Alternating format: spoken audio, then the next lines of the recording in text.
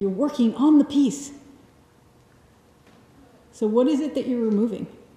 Well, the beauty of these pieces, because they have been vagabonds traveling the world, is that I make them in components intentionally. They have grommets in 3 spots, and I use these binder hooks, various sizes.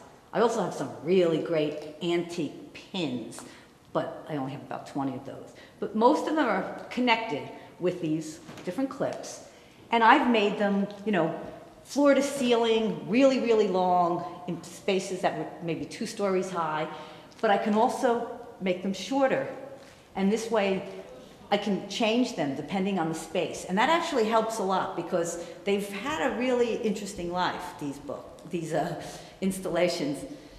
And I said books by accident because I first made some of the first pieces of these were actually in a book. I made like a tiny version of these in a book.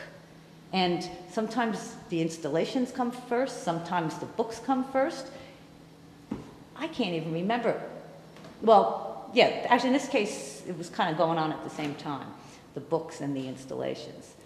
But everything always has the grommets, and I love the grommets because they make them look like sails practically. In fact, friends of mine wanted to hoist them on their sailboat.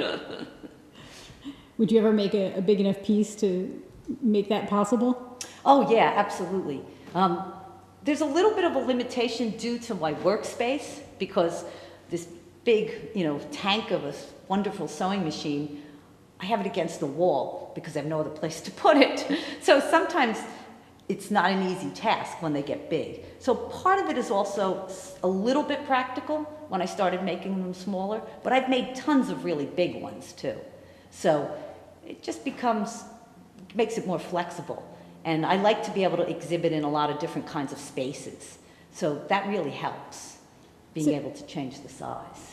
So when you travel, when you live abroad for a period of time, is that why you do books rather than sewed pieces? Because your sewing machine remains here? Yes, I often long for my sewing machine. I mean, I use tons of other media. I've done everything from welding steel to casting bronze to, blowing up giant things with helium to, you name it. Printmaking, paper making, I use everything. But the book is portable.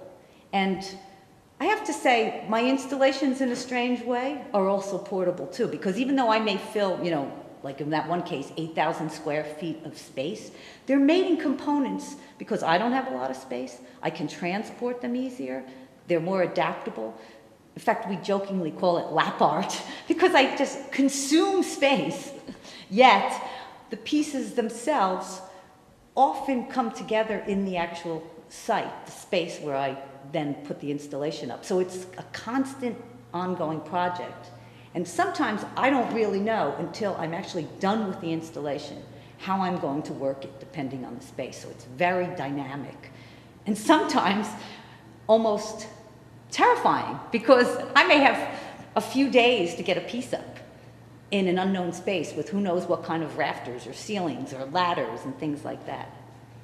So there is a loveliness about the portability of a book, but I also adore using giant amounts of space.